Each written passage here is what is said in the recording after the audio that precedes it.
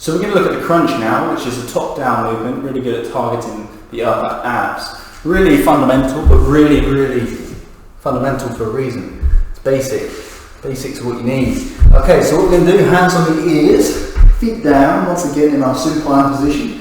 And from here what we're going to do is we're going to curl up, hold the top position, and then control the rep back down. To make it more difficult, you can add a 1-2, so every rep, so crunch up, 1-2. 2-1, 1-2, 2-1. Try to punch high. Really challenging.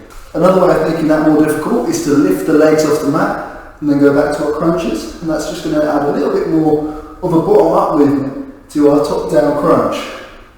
As well as doing that, we can also add the 1-2 once again. Really challenging. That's about as hard as that will get. A progression that's arguably a regression is hands on the thighs, up to the knees. It's going to allow us to get a little bit higher, a little bit more mid-activation.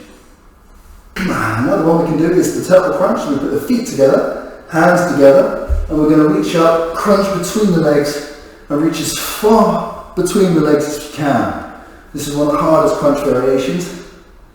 Not only holding the position, but to really reach as far as you can. As challenging as you want to make it. The ab bike is one of the most common ab exercises, and for good reason. It's good at conditioning, but it's also very good at flexing and rotation the spine and the trunk.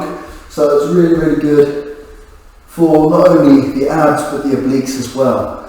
Really important to keep the distance between the elbows to make sure that you're doing the work with the core. You're not just simply bringing the elbow to the knee. Try and keep the tempo with the legs, and then you're off.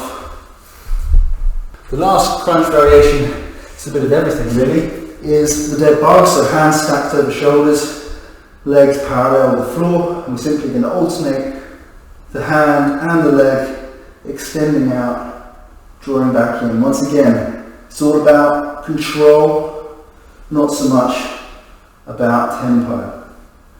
That one for me is my least favourite variation. I feel that doesn't really challenge me nearly as much as the 1-2 combos and some of the leg raise variations. Hope those help. See you in the next one.